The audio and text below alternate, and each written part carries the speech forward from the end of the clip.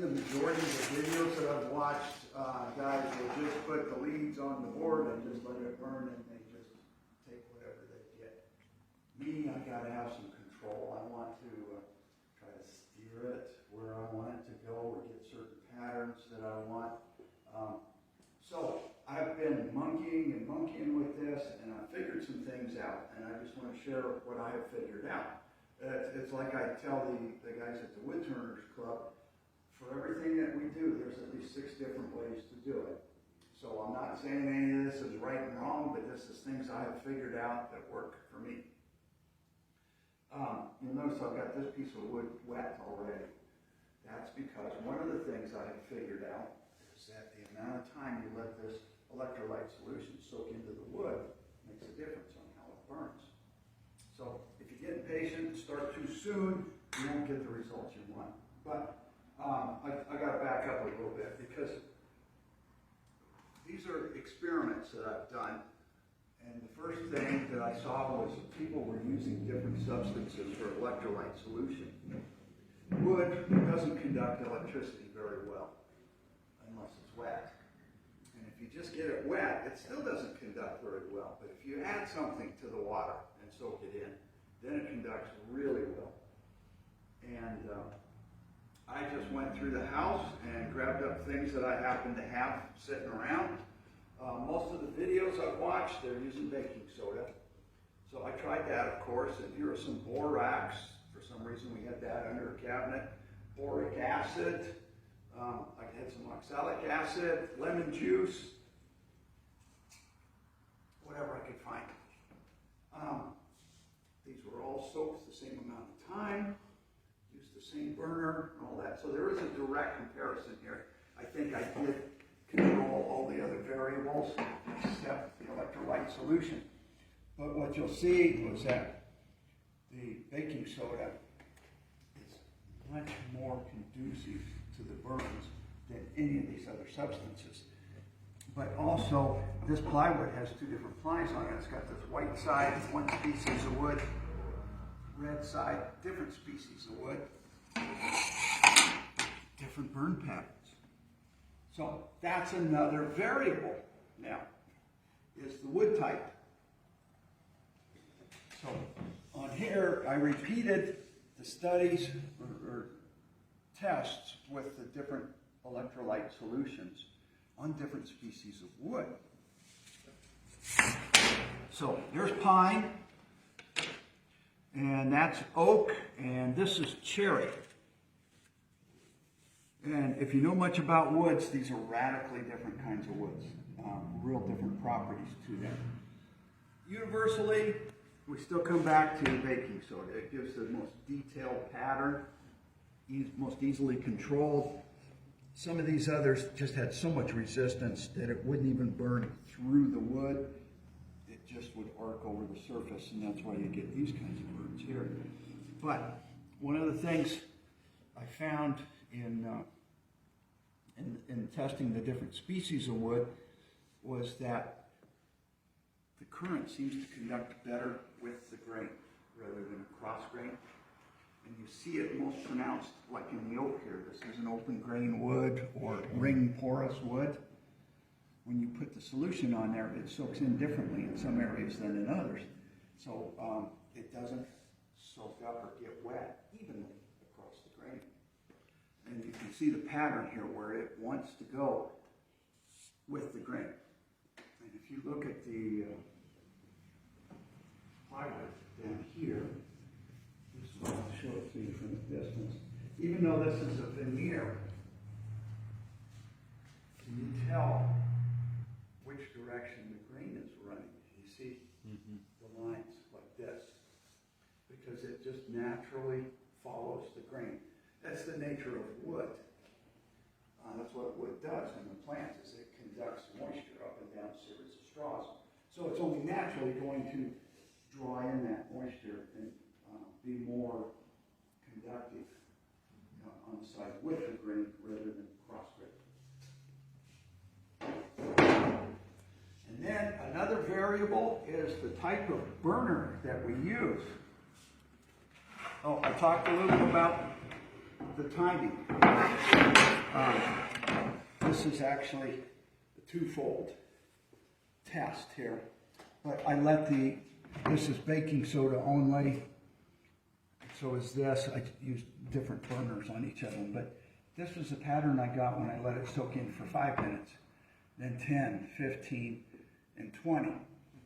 I don't see the progression on this one as much as I do on this one. This is the kind of patterns that I want. I'm not saying these are wrong or bad or anything, but I did see that the amount of time you allow this to soak in made a difference on the burn patterns that you get. And then the difference here, this says 2 kilovolts, or 2,000 volt, 9,000 volts. What we're using are transformers here, and I've got a neon light transformer, and I have a microwave oven transformer that I use. The neon light transformer actually is the 9,000 volt, but it's 35 milliamps, so not a lot of current there. A lot of volts, not much current. This is the microwave oven transformer. It's only 2,000 volts, but it's about 250, 300 milliamps, which they tell me is enough to stop your heart. So people have died monkeying with these things, so we're going to be really safe today. My wife says, thanks, because she doesn't want the paperwork. You know. But this I like a lot. It's 9,000 volts, takes house current, steps it from 120 volts up to 9,000 volts. But it's still only 0.3 of an amp. You know? And I have been bit doing this before I got smart, and it just gives you a tingle. So I didn't crack my teeth or anything. It's just a little tingle, and I go, oh yeah, I better pay attention. So I do wear these now because I get absorbed as I'm burning, and I get focused on what I'm doing. And then if your hand comes over and touches a lead or something, you know, you could get zapped a bit. And then I see on the videos a lot of these guys are holding, and they have built special holders to handle both leads. Well, when you're doing that, you think about it, where's it going to conduct? It's going to come right up your arm, cross your heart, and back down. I burn without touching them. I stand back like this, and this is how I burn. I've got the dead man switch, which is this pedal here, and it won't prevent me from dying, but if I do get killed, at least I'll fall off of the switch, and when my wife finds me, I won't be cooked. Is that just a sewing machine pedal? No, it's a dead man switch. Amazon has them. You can certainly. Hey guys. Alright, so Hello. I couldn't get Yeah, so I want you to the usual place first, just out of habit. alright. Oh, sorry, Sal. Good. How are you doing? Good. Brought my mom with me. So. Hey, how's it going? Welcome. In the place, right? Makes her real uncomfortable.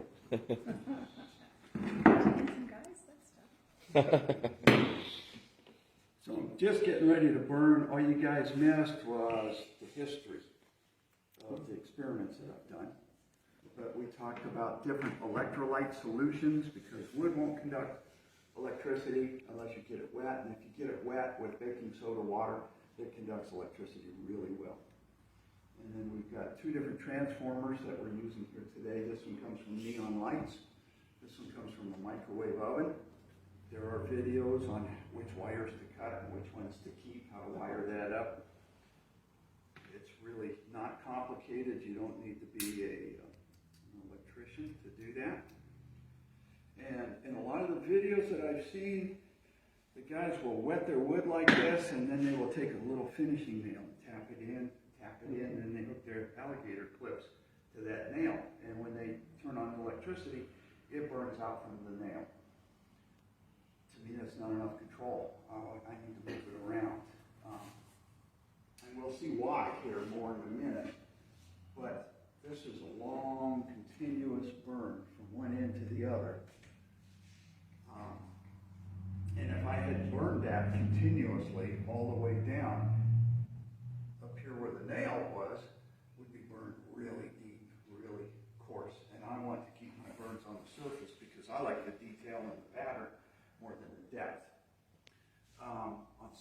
some things that I've seen guys doing, they're putting these burns on like the big wooden spools, making patio furniture or something.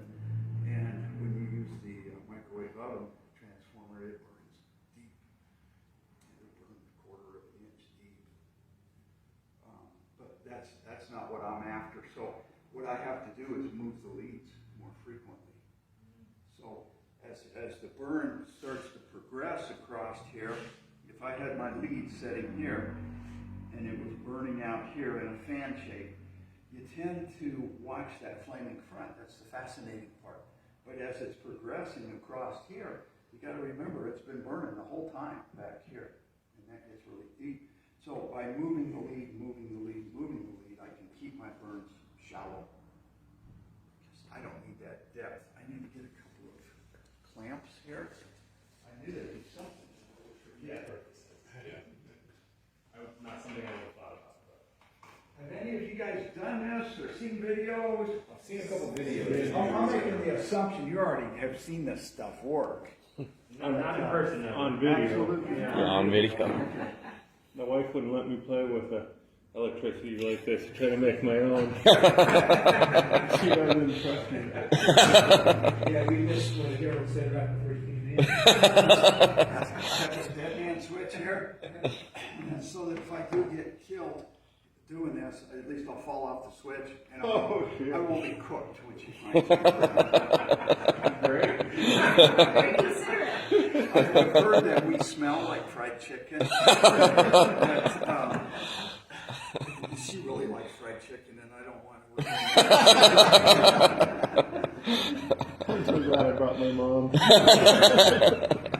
Okay, I've got this scrap piece of wood here, and if you look, you'll see a lot of little black marks on it because these leads get hot. And I used to set them over on the plastic sheet after I was burning them. Set them over here and they melt. So this has been soaking in now for, plenty long enough. 20 minutes. What is that again, sir? I'm sorry. This is baking soda and water. Okay. And the proportion, you can mix it to saturation, but I just put a tablespoon in a cup. Okay.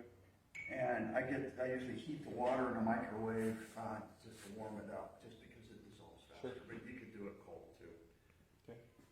So nothing magic about the electrolyte. Baking soda and water, we've used that in humidifiers and things for years. We know that it conducts electricity very well. Now, I've got my two leads. And for this, it's not like the etching that we did. We don't care which one is positive and which is negative. And I can never keep anode and cathode straight anyway. So they're just leads. And one of the things I want to show you today is one of the methods I use to control where this goes. We've got all this wet now, and it's soaked in. Looks like it's soaked in pretty good.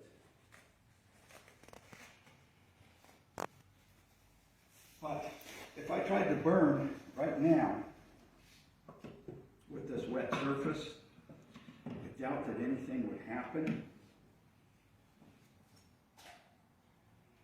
Because the electricity is just conducting across through the water across the top. What we're trying to do is force the electricity to go through the wood. And wood, being plant material, it's actually a series of cells, plant cells. By conducting the electricity through the cells of the wood, there's arcing from one cell to the next, and that's where you get your burn. But on a microscopic level, there'll be arcing across here.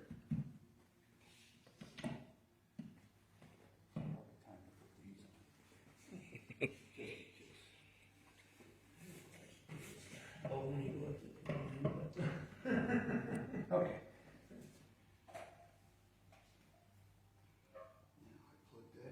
It's plugged in. There it goes. There's one going.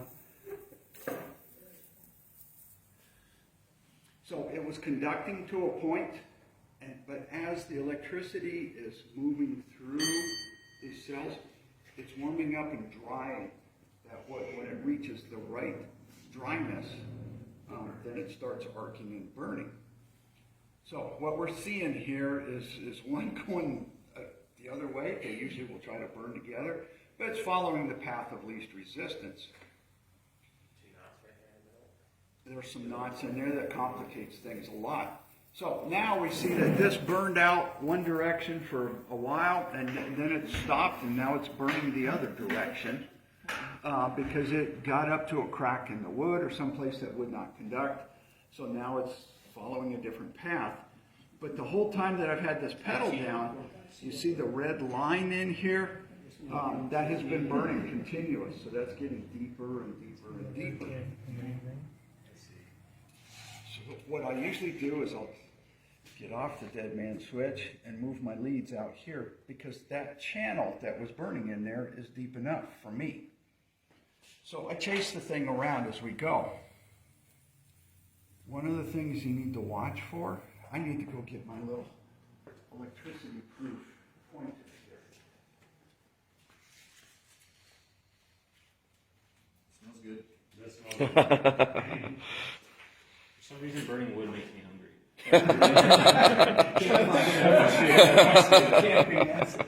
It's not just wood smoke though, it's that baking soda. That's an extra A little salty tang. Okay. So one of the things you watch for, I've got my leads fairly far apart right now, is suddenly you'll see it go dry somewhere out here.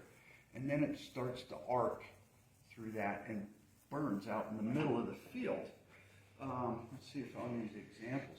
Here's one like this. So the leads were here. So I had a lead here and a lead here, and it was burning, and suddenly this reached that critical moisture content and started burning out from that. Because I'm trying to control the pattern, I want it to go a certain way and do a certain thing. I don't like that, but it's really good to have this pedal here. Then as soon as it starts doing something I don't like, I can stop. And then do you just get it wet to prevent it from, okay. Yep. Now, if you look around this burn here, you'll see the wood is very dry here. You can see a dry edge on that, and it's dried this out. But this will still conduct. Apparently, carbon is a conductor.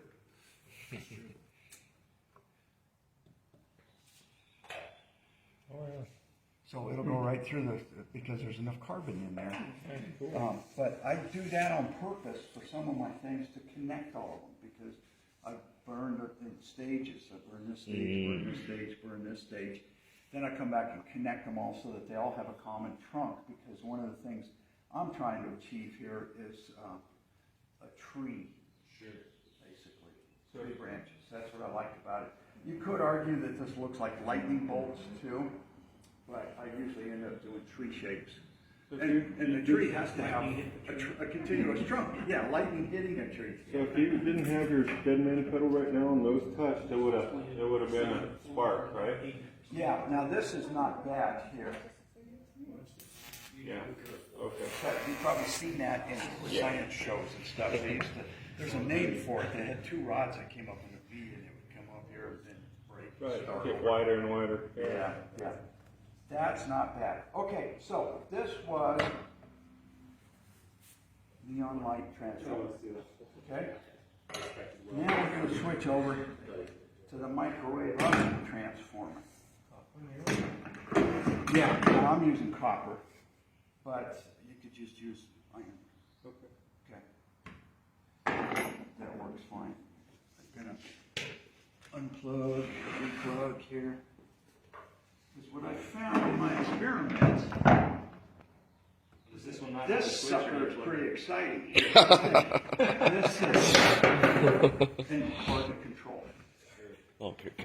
So it's fun to watch, fun to do, dangerous as hell. But it wasn't giving me the picture that I wanted.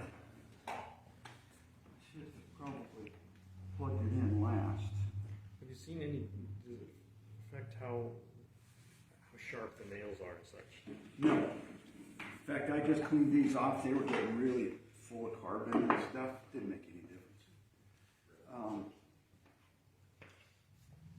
It's just, I think it's just going to burn out wherever your leads are anyway. But sharp point or a dull point.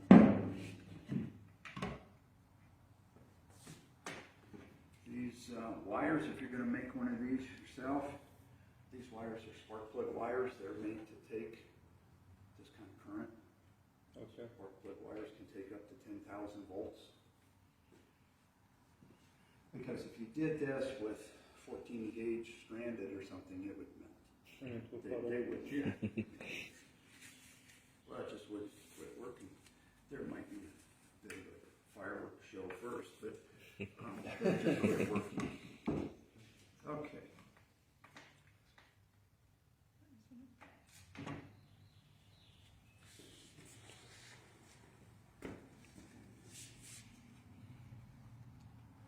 Kind of like the addition of the switch. This way you can kind of like turn it on. Not only the safety factor, but I mean you can kind of turn it on, and then when you like step off of it, you know it's off, and then you can like move things around. And Yeah, back on. yeah, exactly. Without fear. Yeah.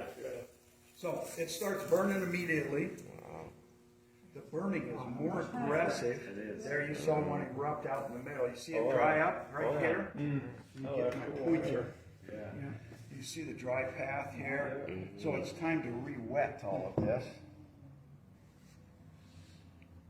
Help cool that down a bit, make that more conductive. But I want to start the next phase here. So I'm going to start that soaking. I see what he's Because that's another control, is what parts you get wet. There you go. That's how the microwave oven burns. Okay? Cool effect if you're doing outdoor furniture and all. But the whole time that we're watching this flaming front, it's still burning back here. Now when these burn together, yeah, when they burn together, that's the end.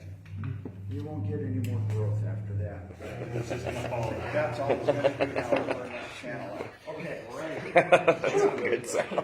Actually, the electrical arc has been measured to be as bright as the sun. So you almost need. Yeah.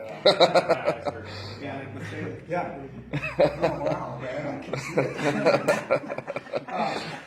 I learned that because I needed carbon for a different thing I was doing. And a guy gave me this rod here. Shorter than it used to be, but these are carbon rods from searchlights.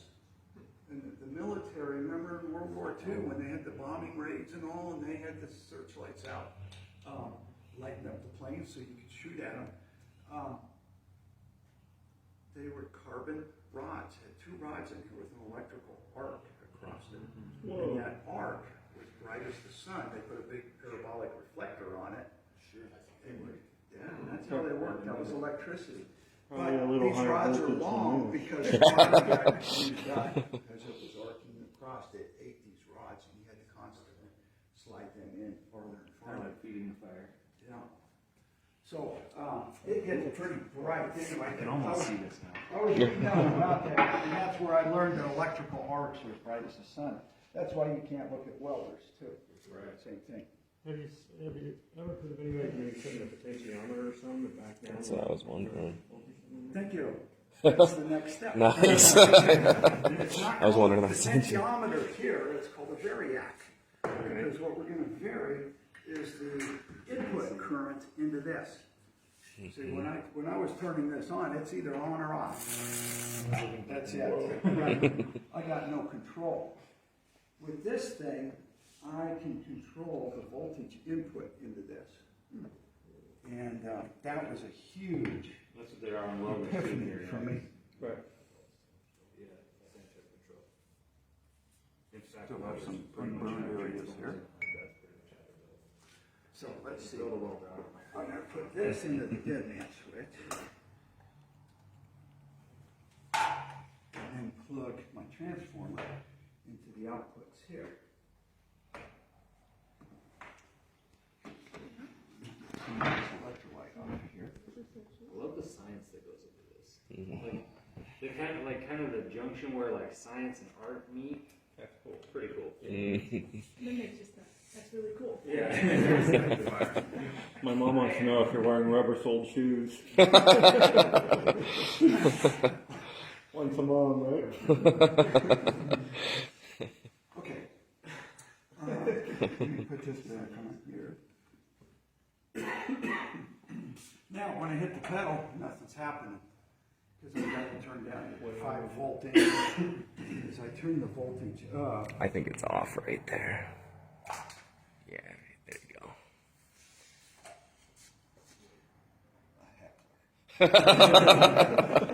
now you can see it burning a little bit here. Now, if I turn it up, the burning gets more exciting. If I think that's too much, I can turn it back down. That's pretty cool. So I'm getting some control here. Much more. Because this thing, as much as I like it, it's fairly limited. It only does one thing. Now I can adjust and adapt. And that, So the fact that there was sparks in the thing that's already been burnt, that's just the carbon burning in it? yes. Oh, there's some residual moisture in there too. Cool. But, I was going to do this. Yeah, you can see some dry spots in here.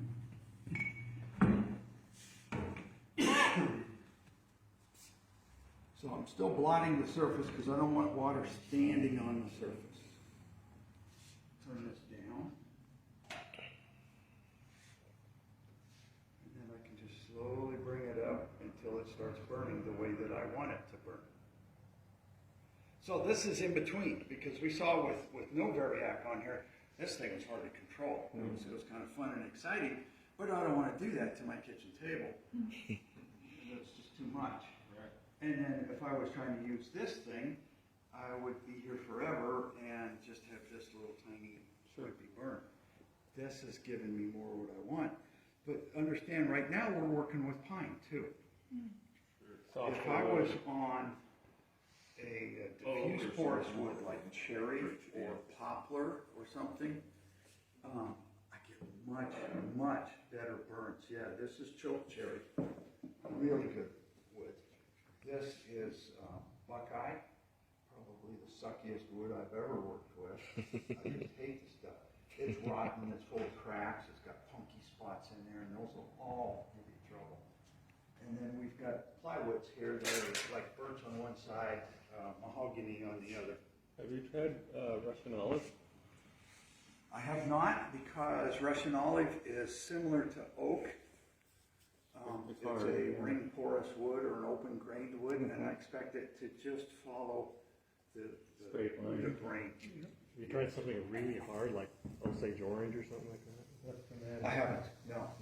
See, that's a little too hot, so I can just turn it down.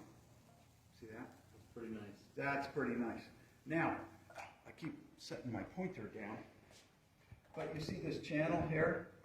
Still burning out. Even though it was burning some here, it was still burning that channel. That's why I like to be able to move these leads, and I don't want to drive nails into my wood.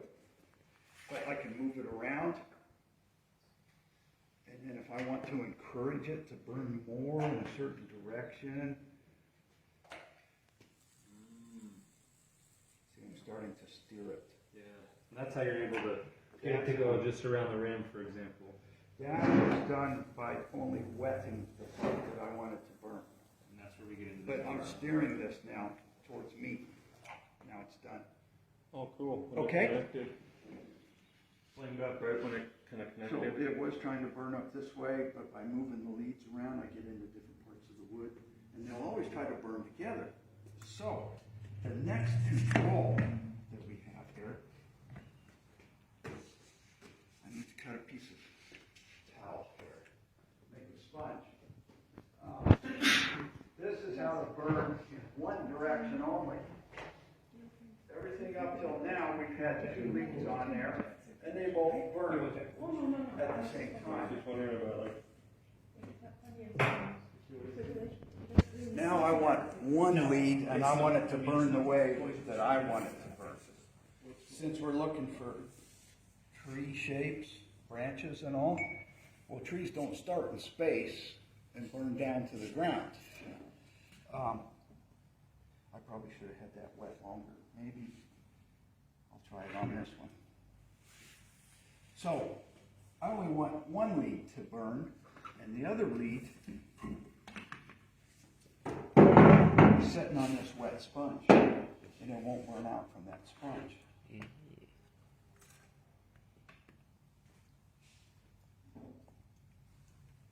So go ahead and soak this up. Dripping wet is fine. Now this lead is sitting on a large wet surface in a pool of water. It'll still burn out from there if you're not careful. It just takes time to dry it out. So. When it hits a certain critical moisture, it'll flame on. Yeah. So I'm going to turn down the heat, turn on the current, see if I can get that one to burn. There it goes. Yeah, it hasn't soaked enough yet. I started this too late. But you see, I'm burning from one lead to the other. Oh, cool. Yeah, there you go. There it starts. Jump. Yeah. So we're going to blot this out. And I've got a crack in the wood here that's giving me fits too. They just don't make dumpster wood like they used to. So it's going to follow cracks really well then. That's like this. And the same with the end grain. If I had wetted that to the edge, the electrolyte would have soaked in the end grain, and the current would leak over to there and burn that, and it wouldn't come back out onto the surface that I want. Okay, let's turn that up, see if I can get a good flaming front going. There we go. But I'm only burning one direction, see? That's cool. Right out in the middle there. It dried out. So that's why I keep this handy right here. Keep this wet, cool it down. Now I'm hoping to be able to burn across that and hide it. But I keep moving the lead then.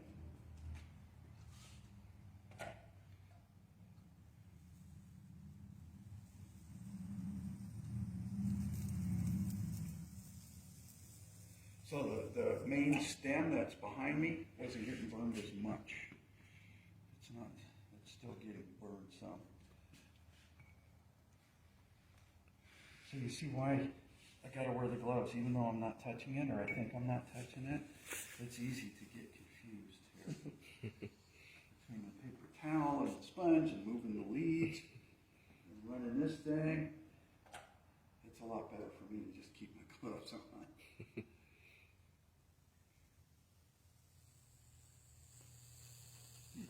That's a little too hot, so I can turn it down. Now I want to burn more away from the crack here if I can. There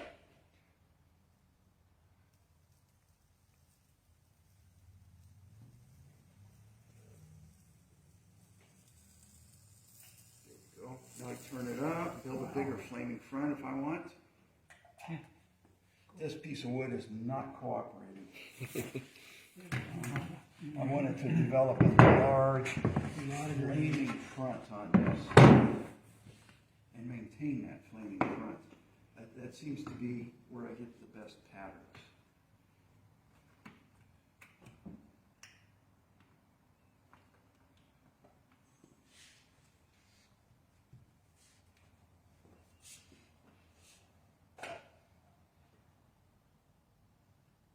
See it sparkling over there. Way out. So that carbon is really conductive, quite conductive there. Now see if I can push that out and get a bigger front. Oh, you just cranked up the voltage? Yeah. Cranked it up. I'm dealing with wood that is inconsistent here.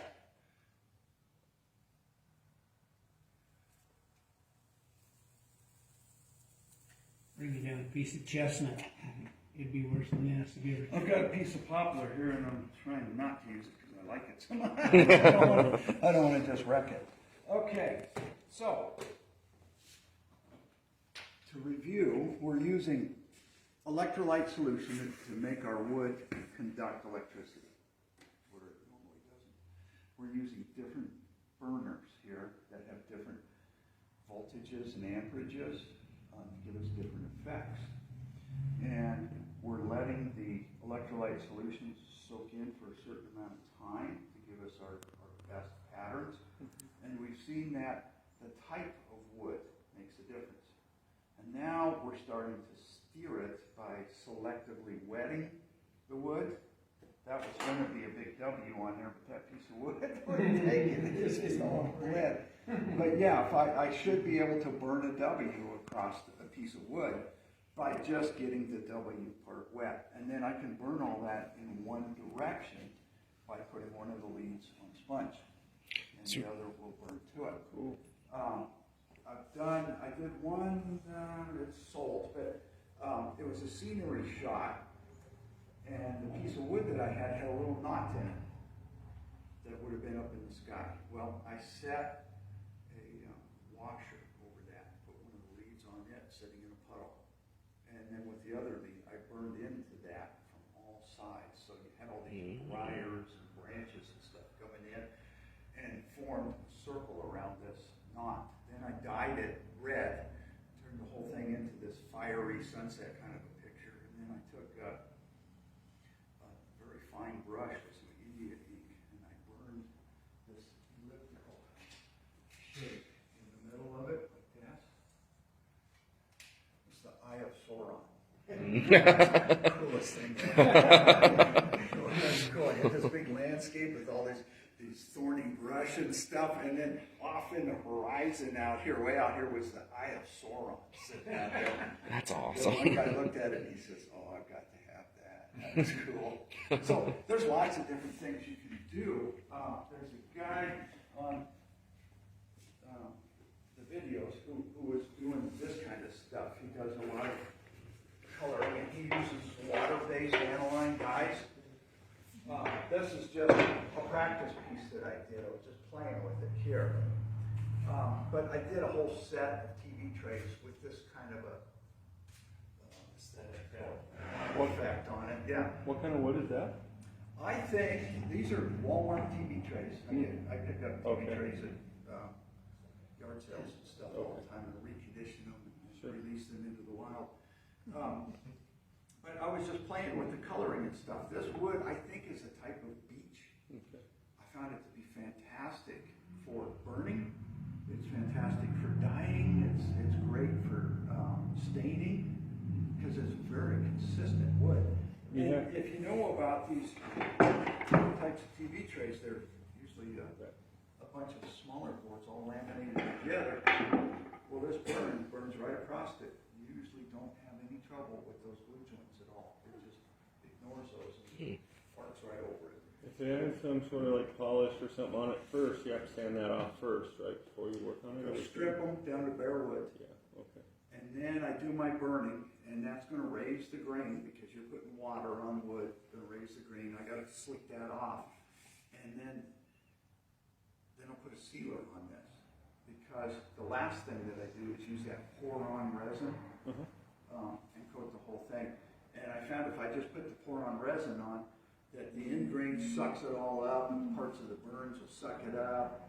But if I put a sealer on, I can do it in just one pour. Gotcha. And since this is burned so deep here, these channels, I want you to look at how deep they are.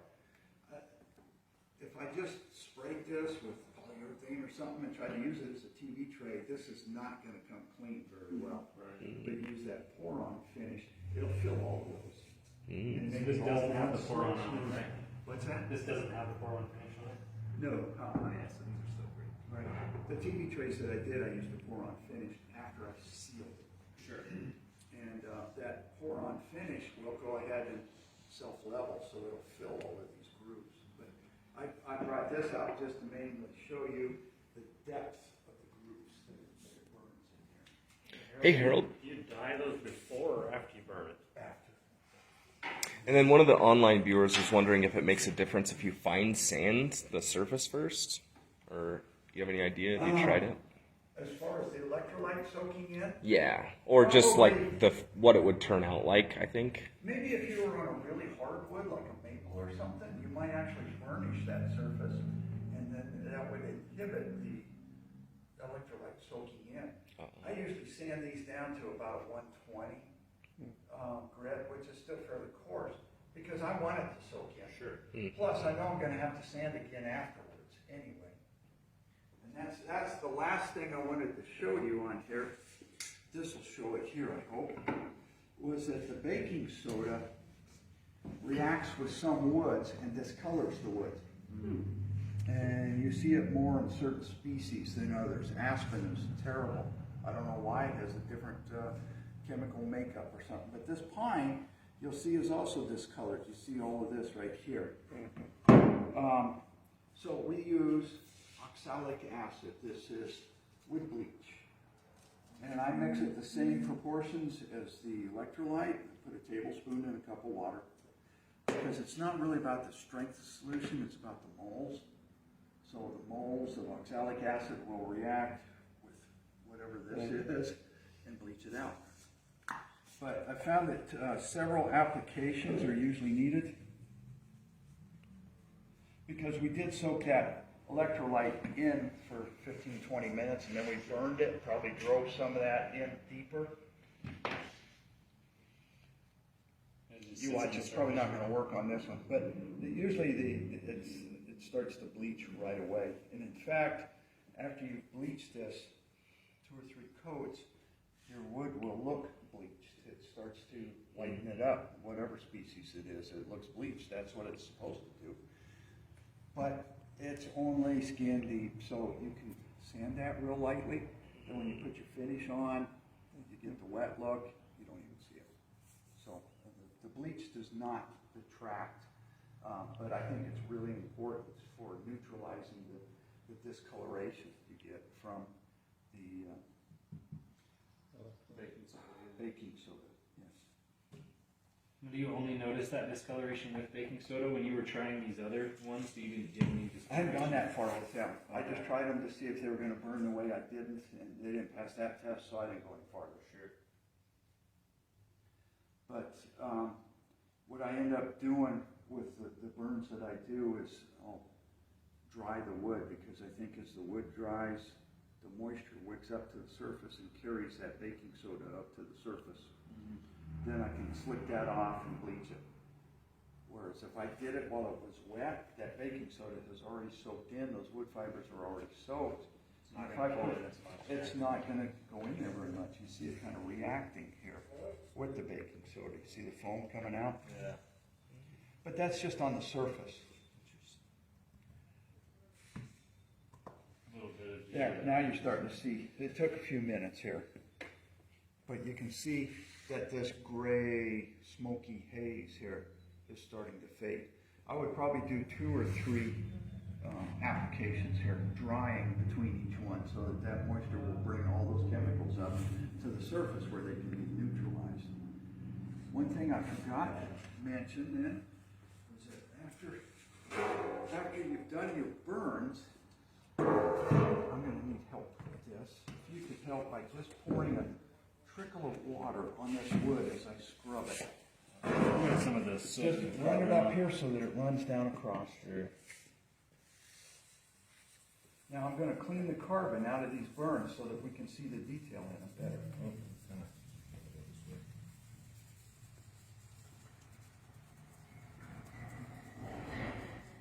Normally I would take this inside, put it in the sink, Sure. and scrub it under running water.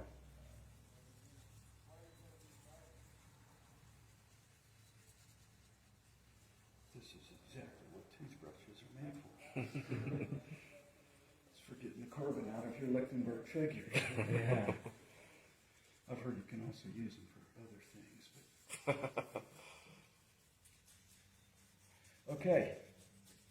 That's probably good enough, thank you. So there's all the carbon that we took out of this. But now you can see the detail in the burn a lot better. And you see the bleached area right here, where it lightened it up. And you can see how this is lightened up a lot now too. So that's a really important step. Because once you're done, you go back and neutralize any leftover baking soda with the oxalic acid, and you'll get a much cleaner, brighter print. Yeah. Then you get to, when you scrub that out, you get to see the fine details of it. Yes. Yes. So after a while, you learn to recognize what it's going to look like based on the way it's burning. You remember on some of these burns that we just did, it was arcing over the surface, and you could hear it buzzing and all that. that's where you get this kind of a burn here. This is where it arced over the surface and it just was scorching, not really getting down in the wood and getting it biting. But this here was the one where we kept leading it and leading it, and we're getting good detail off of that. Lots of nice branching. Now, one of the things that I've done to go a step farther is this picture here. I wanted a progression on these trees. I wanted straight up here, and as you come over the hill this way, I wanted them progressively more and more bonsai-like. But one classic rookie mistake I made here was my grain direction. This is plywood. Grain direction is running vertical. I had a heck of a time getting a bonsai tree over on this side. All I had to do was flip that piece of wood around so that the grain was running this way, and these things would bonsai out just the way I wanted. But they're also very close together. So what I had to do was burn this tree and this one in one step. Then I dried it, bleached it, cleaned it all up. Then I came back, re-wetted it, and I burned this tree in the second step. That way I could control what area was wet, I could control where the current was going. I also worked off frame, outside the box here, to get these trees to branch out and come up this direction.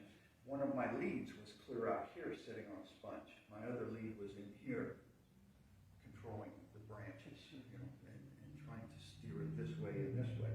So I did it in stages, and then I came back a third stage and did the underbrush here, the understory in the forest. And that was the only part that was wet then, so that I had more control on where it goes. So this one took a couple of hours. This one here has continuous lighting all the way from the handle down to the tip, and it just runs right down the side. No spiraling or anything. It's got another one on the other side.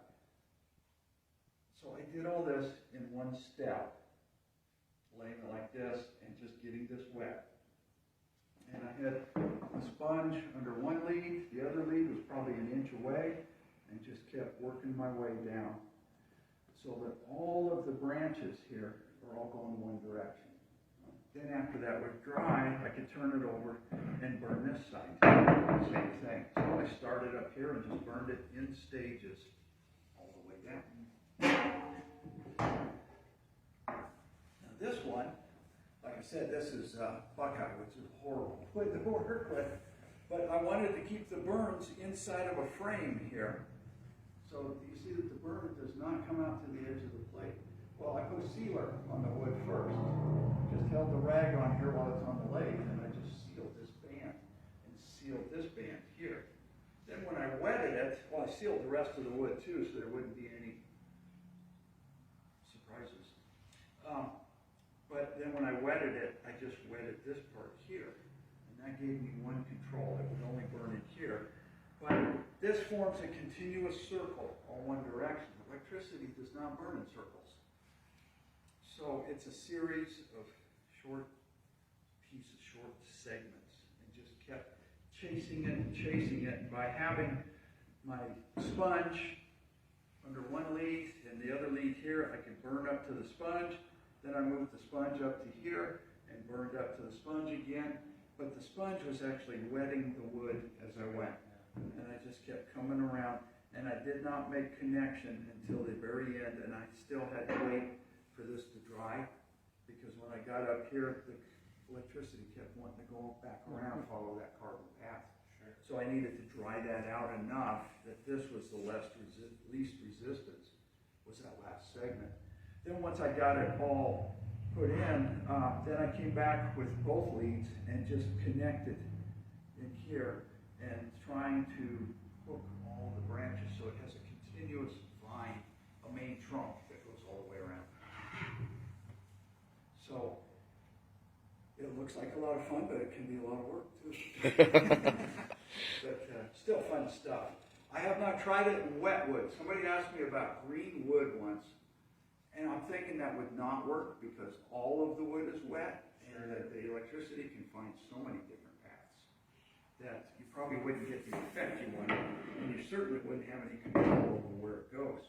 I did a few of these pieces here. I call them Rorschach ink blots. That was 2 pieces of plywood, wet the surfaces, made them like this, and then clamped, and then I stuck straight pins in the joint around the sides and hooked my alligator clips to these pins to burn across. The hard part is I couldn't see what was happening in there. I would just burn until the smoke got really heavy or quit, and then I just assumed that it's done as much as it could. So there were some that got thrown away, but when you open them up, you get this mirror image.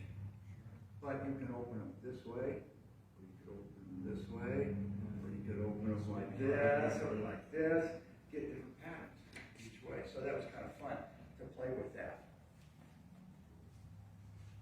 And then this here is done like people, like most of the people on the videos do. They just have 2 leads, and they'll touch here and burn a bit, and touch here and burn a bit, and touch here and burn a bit. Never really let it connect, which is okay. I think it's kind of, this is like an oriental reference here. It looks Japanese to me, sure, with these kinds of bonsais, and then I put the lotus water. Will you explain some of, I know I caught it earlier, but some of the dyeing processes you use to... The dyeing process, I'm using trans tint mostly. I have some dyes, I should get the bottle for you, that are pre-mixed. And they're called NGR dyes. They're non-grain raising because they are Put it on my page, I an forgot. alcohol base. And when you wet wood with alcohol, it doesn't raise the grain like water does. But there's one, this was my favorite here, by Solar Lux. This stuff is pre-mixed, just use it straight. But sometimes I have to dilute it, especially the lemon yellow. Whoops, rotate to there. Because that stuff is really powerful. This is trans tint. This will dissolve into alcohol. It's extremely concentrated stuff. I have little shot glasses that I mix my dyes in. So shot glass holds an ounce. I'll put an ounce of denatured alcohol in there, and then usually about 3 drops of this will be dark enough. The neat thing about the dyes is you can always add more. You can just go in and get deeper and deeper. But also the alcohol-based dyes will come back out of the wood real easily or move in the wood with more alcohol. So to do the blending of the colors out here, I just had a brush that I dipped in straight alcohol. I just used it to brush over that, and it would pick up some of the one color. Do that while it's put still it wet. over here, yeah, and you can get it to bleed. I did one piece that I turned on the lathe. I wanted to create tide lines. You know, when liquid moves through something, it'll pick up colors, and then when it stops, it makes a tide line. And I was trying to make tide lines. Turns out this stuff wouldn't do that. It just made mud. But I still think that technique has some merit, because I want to move the color up to a certain point and have it stop. But as it moves, if I can move yellow across red, it's going to pick up and become orange, and then I'll have this orange line. So I don't know. It's something to experiment with anyway. So that was pretty much a straight monologue. Questions? Anybody? Do any of you need a microwave? The guy was in yesterday. He says he's got one he's going to throw away. He wanted to give it to me. I'm going to be looking for I recommend that you get one of these. If you're going to use this, you got to get one of these. Otherwise, you just one of those hillbillies that just burns stuff. Where do you get one of those? Amazon. If you're careful, you can get this for about $85. This is the most expensive. This cost me about $3 because I had to get alligator clips and the spark plug wires. Those were free. The neighbor hasn't said anything yet. And then the dead man switch here, I think that's like $20. So I've got $100 in all of this. you sell something like this and you get it back. And that's one of the problems with wood turning is I tend to rationalize my expenses, not in money, or in dollars, but in bulk units. So I say, oh, I need this new tool. How many bulbs would I have to sell to pay for this tool? Right. So, you know, if I have to buy something like this, maybe this is only a 2-bulb unit. I can go cut down the neighbor's tree and make a couple bulbs on it, sell those. Great. You know, it's, yeah.